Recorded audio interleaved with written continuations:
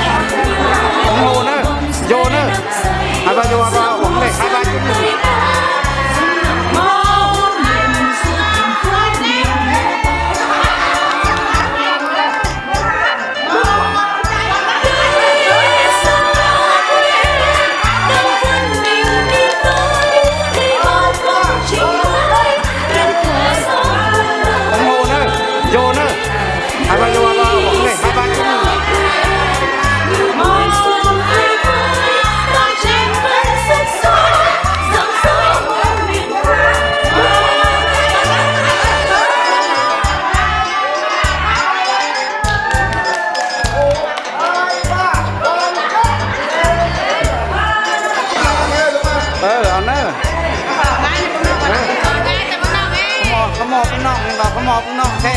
จ้าเอาตรงนั้นเอากันเนอะจำก็ต่อได้เนอะ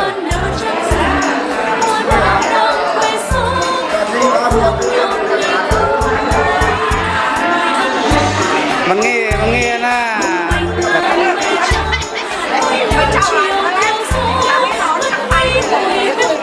คุณสุ่มหัวต่อ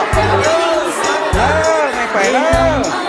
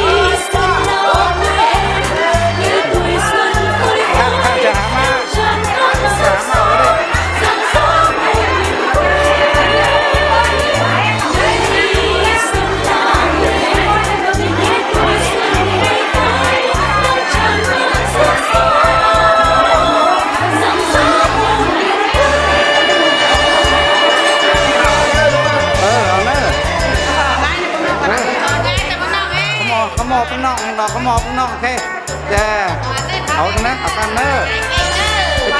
จำก็ต่อได้เนอะ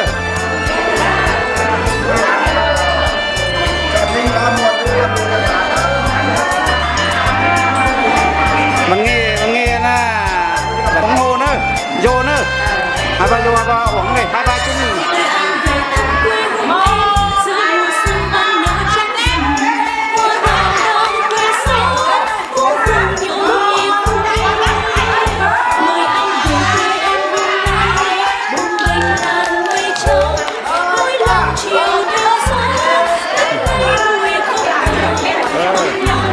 คือกินอะไรน้องคือกินน้ำมันอะไรก็ใช่นะบางทีจานนึงเบิ้ลกินข้าวคอยนะ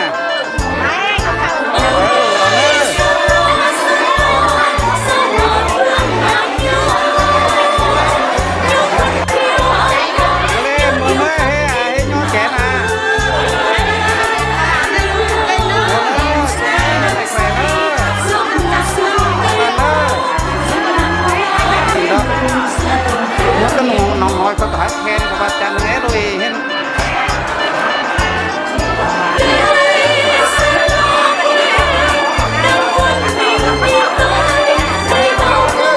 เอาเนอะ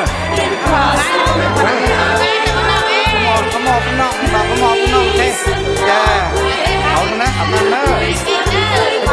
จำก็ต่อได้เนอะ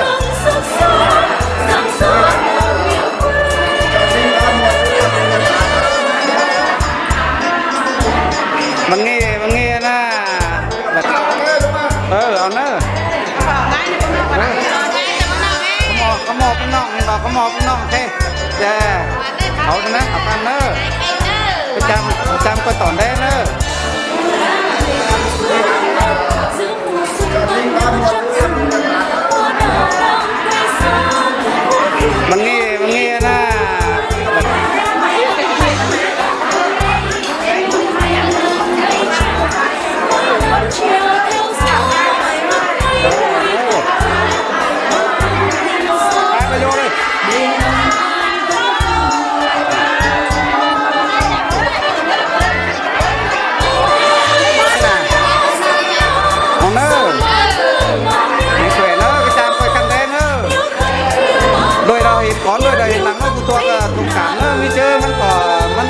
đây cùng đây xí bái thôi vâng cùng lái mang à nơ học cần nơ hỏi với anh bao lẩu cái hỏi nói thì non cái nhó nó lại đó hại yếm đâu mình nhai cái tôi nữa mình nhai cái tôi về làm chịu hội nữa làm chỉ là tôi xuyên phòng đi đó nó cái nòng hỏi có phải nghe thì bà chẳng nghe tôi hết đó nó cái nòng hỏi có phải nghe thì bà chẳng nghe tôi hết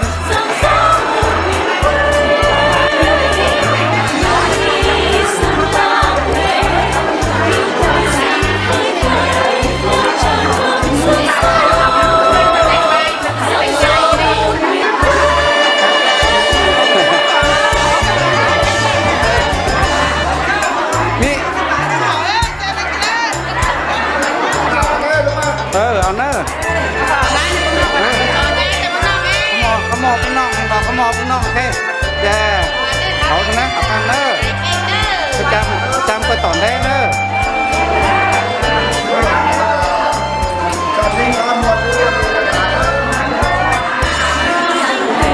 มันงี้นะต้องโง่เนอะโยเนอะ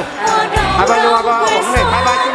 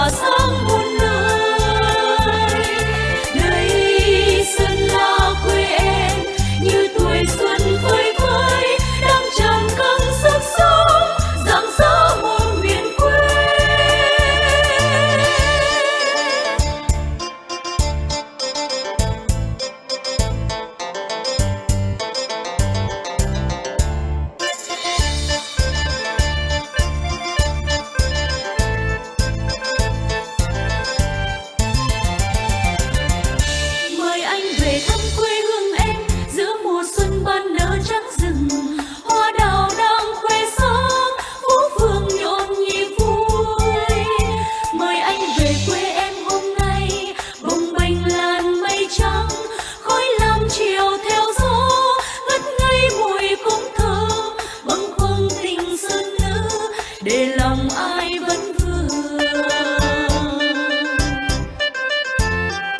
Ôi Sơn La, sao mà thương mà nhớ, nhớ khăn phiêu áo com, nhớ điều khắp in là ơi, nhớ vòng xòe đắm say giữa mùa xuân Tây Bắc, dòng lầm la uốn lượn giữa thành phố miền hoa vàng.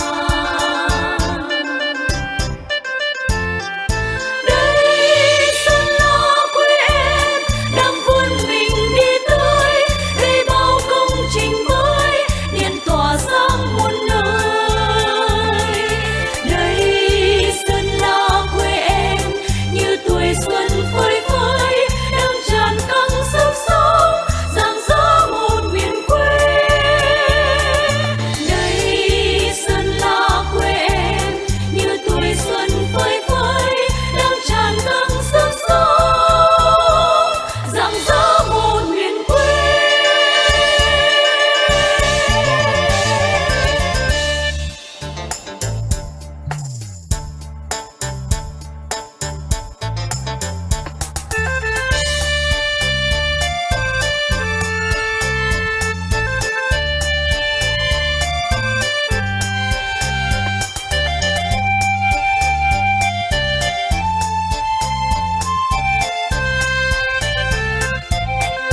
Mời anh về thăm quê hương em giữa mùa xuân ban nở trắng rừng, hoa đào đang khoe sáng phố phường nhộn nhịp vui. Mời anh về quê em hôm nay bồng bềnh làn mây trắng, khói lam chiều theo gió ngất ngây mùi cống thơm bâng khuâng tình sơn nữ, để lòng ai